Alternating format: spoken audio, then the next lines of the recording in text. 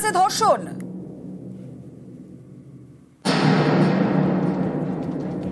Joka IIM এর হস্টেলে নির্যাতন,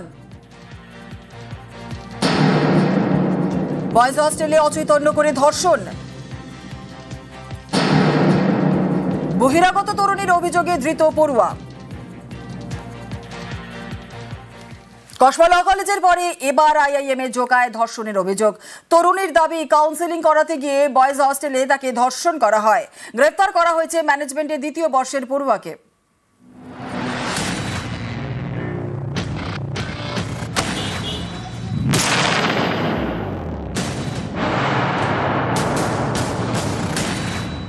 কসবা ল কলেজে গণধর্ষণের অভিযোগ ঘিরে শোরগোল। তারপর এবার Indian institute of management Calcutta বা জোকা আইআইএম এ ধর্ষণের অভিযোগ।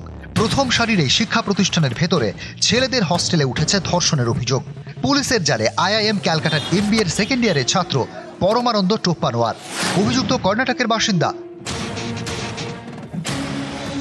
জোকায় Indian institute of management Calcutta ক্যাম্পাসের ভেতরে লেক ভিউ হস্টেল।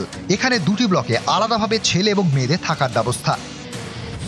অভিযোগকারী তরুণীর দাবি, সোশ্যাল মিডিয়ায় পরমানন্দ টোপ্পানোয়ারের সঙ্গে পরিচয়। শুক্রবার কাউন্সেলিংয়ের জন্য তাকে হস্টেলে ডাকে অভিযুক্ত।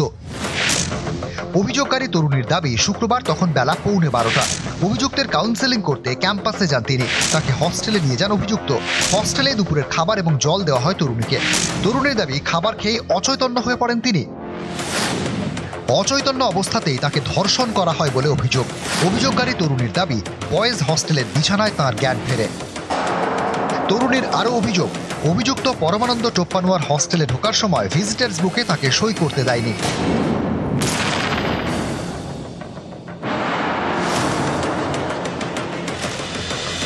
Indian institute of management Calcutta দেশের এলিট ক্লাস শিক্ষা প্রতিষ্ঠানগুলির মধ্যে একটি। তৈরি 1961 সালে। এটি ভারতের প্রথম ম্যানেজমেন্ট ইনস্টিটিউট, ভারতের প্রথম ট্রিপল অ্যাক্রেডিটেড ইনস্টিটিউশন। কেন্দ্রীয় সরকারের শিক্ষা প্রতিষ্ঠান। শুধু দেশ নয়, বিদেশের নানা প্রান্ত থেকে মেধাবী পড়ুয়ারা এখানে পড়তে আসে। ক্যাম্পাসে নানা জায়গায় সিসি ক্যামেরার পাহারা, গেটেও নিরাপত্তা রক্ষী। হস্টেলের গেটে নিরাপত্তা রক্ষী থাকে? হ্যাঁ থাকে। হস্টেলে ঢুকতে গেলে কি নিয়ম পালন করতে হয়? মানে ক জায়গায় এন্ট্রি করতে হয়? আমাকে ওখানে 2 জায়গায় এন্ট্রি করতে হয়। আচ্ছা, কোনো ভিজিটর আপনার সঙ্গে যদি কেউ আসে তার ক্ষেত্রে কি নিয়ম? তাকেও নাম লিখতে হবে এখানে। ক্যাম্পাসে বা হস্টেলের রুমে ঢুকতে গেলে কি নিয়ম রয়েছে? মানে সেখানে নিয়ম রয়েছে, এখানে ওনাদের আগে এন্ট্রি করতে হবে, আচ্ছা। সেখানে গিয়েও এন্ট্রি করতে হবে, ওইখানে সিকিউরিটি গার্ডের সঙ্গে কথা বলতে হবে, তারপরে ঢুকতে হবে। এখানেই অনেকের প্রশ্ন, নিরাপত্তার এমন কড়াকড়ি সত্ত্বেও ভিজিটার্স বুকে সই ছাড়া ওই তরুণীকে কিভাবে বয়েজ হস্টেলে নিয়ে গেল অভিযুক্ত? কোথায় ছিলেন নিরাপত্তা রক্ষীরা? বয়েজ হোস্টেলের মধ্যে ঢুকে যাচ্ছে মেয়ে, সেটা আমি কি করে বলবো? মেন গেটে যদি তারা ঠিক মতন না অ্যালার্ট হয়, তাহলে আমি কি করে বলবো বলুন তো? নিরাপত্তার গাফিলতি হচ্ছে। বয়েজ হস্টেলে ধর্ষণের অভিযোগের পরে বিবৃতি দিয়েছে আইআইএম জোকা। তাদের দাবি, কলেজ ক্যাম্পাসকে নিরাপদ রাখতে বদ্ধপরিকর ইনস্টিটিউট। তদন্তে সব রকম সহায়তা করা হবে। নিউজ 18 বাংলা। জোকা আইআইএম এ ধর্ষণের অভিযোগ। বেঙ্গালুরু থেকে আসা পড়ুয়াকে আগেই গ্রেফতার করেছে পুলিশ। এবার তদন্তকারীদের নজরে ধৃতের 3 বন্ধু। রক্ষীদের নজর এড়িয়ে কিভাবে বয়েজ হস্টেলে নিয়ে যাওয়া হলো তরুণীকে? হস্টেলের সুপার এবং নিরাপত্তা রক্ষীদের প্রশ্ন পুলিশের। দেশের এলিট ক্লাস শিক্ষা প্রতিষ্ঠান জোকা আইআইএম, কেন্দ্রীয় সরকারের অধীনে এই শিক্ষা প্রতিষ্ঠানের বয়েজ হোস্টেলে শুক্রবার ধর্ষণের অভিযোগ। গ্রেফতার করা হয়েছে এমবিএ দ্বিতীয় বর্ষের পড়ুয়া পরমানন্দ টোপ্পানোয়ারকে। যে ঘটনাকে কেন্দ্র করে একাধিক প্রশ্ন উঠছে। তরুণীর দাবি, ক্যাম্পাসে ঢোকার সময় পরমানন্দ তাকে ভিজিটার্স বুকে সই করতে বারণ করেন। এখানেই প্রশ্ন, প্রথম সারির শিক্ষা প্রতিষ্ঠান, এত কড়া নিরাপত্তা, একজন পড়ুয়া কিভাবে বহিরাগত তরুণীকে ভিজিটার্স বুকে সই না করিয়ে হোস্টেলে নিয়ে গেলেন? তখন কোথায় ছিলেন রক্ষীরা? নজরদারি বা কোথায় ছিল? তরুণীর দাবি, তার খাবার এবং পানীয়তে কিছু মেশানো হয়েছিল, যার জন্য তিনি অচৈতন্য হয়ে পড়েন। হোস্টেলের ঘরে গিয়ে নমুনা সংগ্রহ করেছে পুলিশ। সেগুলো ফরেনসিক পরীক্ষার জন্য পাঠানো হচ্ছে। এই ঘটনায় পুলিশের নজরে ধৃতের 3 বন্ধু। তদন্তকারীরা খতিয়ে দেখছেন এর সঙ্গে তাদের কোনো যোগ আছে কিনা। তরুণীকে তারা আগে থেকে চিনতেন কিনা রহস্যের কিনারা করতে জোকা আইআইএম এর সিসি ক্যামেরার ফুটেজ খতিয়ে দেখছেন তদন্তকারীরা। হোস্টেল সুপার এবং নিরাপত্তা রক্ষীদের বয়ান রেকর্ড করা হয়েছে। এই ঘটনায় জোকা আইআইএম কর্তৃপক্ষের দাবি, তরুণী নিজের নাম লিখে সই করে ক্যাম্পাসে ঢুকেছিলেন। পুলিশ তদন্ত করছে, একজনকে ধরেছে। জানা গিয়েছে, ধর্ষণে অভিযুক্ত পরমানন্দ টোপ্পানওয়ার বেঙ্গালুরুর বাসিন্দা। মেধাবী পরমানন্দ দ্বাদশের পরীক্ষায় 91% নম্বর পেয়েছিলেন। 2023 সালে ক্যাটে 99.73 নম্বর পান। 2024 সালে জোকা আইআইএম এ ভর্তি হয়। আগামী বছর এমবিএ শেষ হওয়ার কথা।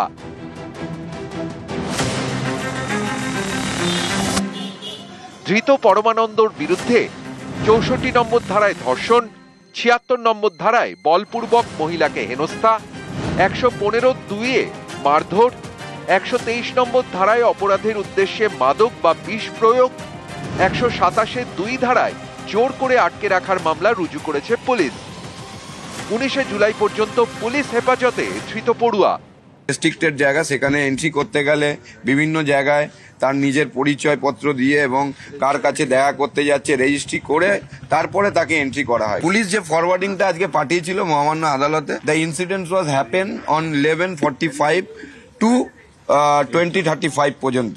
ইনফরমেশন রিসিভ দেখা যাচ্ছে যখন গিয়ে মেয়েটি কমপ্লেন দিচ্ছে তখনও টাইম 8:35 বাজে। ঘটনাটা যেরকম ভাবে অ্যালিগেশনে দিয়েছে, আমার মনে হয় ঘটনাটার মধ্যে কোনো ফিসি ব্যাপার আছে। ইনফ্লুয়েন্স ছিল, সেই জন্য মহিলা ওখানে পৌঁছেছিলেন। পুলিশ কাস্টাডি আমার দরকার, ওয়ারিং অ্যাপারেন্সগুলো সিজ করার ব্যাপার আছে একটা। প্লেস অফ অকারেন্সের লোকেশনটা ফিক্স করা, লার্নিং পর 7 দিনের পুলিশ কাস্টাডি গ্রান্ট করি। নিউজ 18 বাংলা।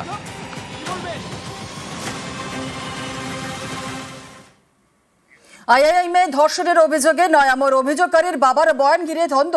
মেয়ে গাড়ি থেকে পড়ে আহত বলেই দাবি।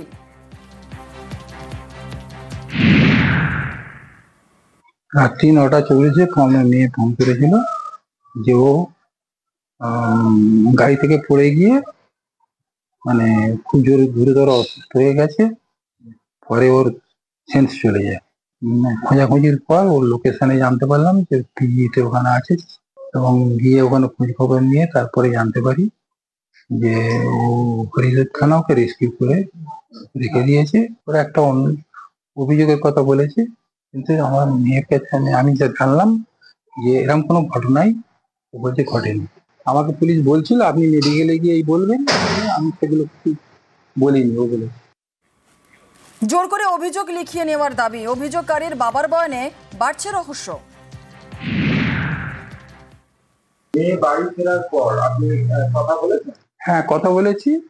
ও বললো না, আমার কেউ টর্চারও করেনি আর আমার সঙ্গে কেউ খারাপ ব্যবহার কিছু করেনি। আমি আর জানি না ওটা ঠিক। কি চাইছেন আপনারা? কি চাই? আমরা কি জানি, আমার মেয়েকে ফিরে পেয়েছি। আমার মেয়ে নরমাল। যে অ্যারেস্ট হয়েছে তার সঙ্গে মেয়ে কি সম্পর্ক আপনি জানতে পারেন? কোনো সম্পর্ক নেই। মেয়ে কি করতে গিয়েছিল কালকে? মেয়ে ও যেখানে স্টাডি করে সেখানে একটা কি কাগজ জমা দিতে গিয়েছিল। তারপরে ছেলের সঙ্গে কিভাবে পরিচয় হলো আমি সেটা এখন বলতে পারছি না। কি মনে হয় মেয়ে কি মানসিকভাবে ভেঙে পড়েছে? না না, সে স্ট্রং। এসে আপনার মেয়ে হরিদেবপুর থানায় কমপ্লেন লেখা? হরিদেবপুর থানা ওকে কোথা থেকে পেয়েছে আমি জানি না। ওরা বেশিক্ষণ কথাবার্তা আমার সঙ্গে বলে। কমপ্লেন ও বললো আমাকে বলেছে, আমাকে দিয়ে লিখিয়ে নিয়েছি যেগুলো আমার মতে। হ্যাঁ। এদিকে ছেলের বিরুদ্ধে অভিযোগ মানতে নারাজ অভিযুক্তর মা। आपका बेटे ऐसा कर सकता है? मेरे बेटा मुझको मालूम है कैसा है। छोड़ दो, हम बेटे को मिले भी नहीं, कल रात से छोड़ दो। क्या बोला पुलिस वालों ने आपको? क्या हमको कोई भी नहीं मिला है, अभी तक कोई भी नहीं मिला है। हम बेटे से बात करना चाहते हैं। हमको भी ऑपरेशन हुआ है, 1 महीना भी नहीं हुआ, बेटे को मिलने के लिए आए दौड़। अच्छा, उसका क्या कोई मानसिक समस्या था, संतुलन था उसका? नहीं, वो अच्छा ही मुझको कुछ तो फिर वो काउंसलर को क्यों बताया? उसको काउंसलिंग के लिए घर में वो लड़की को बुलाया? बेटे से बात करूंगी, उसको पूछूंगी, बाद में आपको बताऊंगी।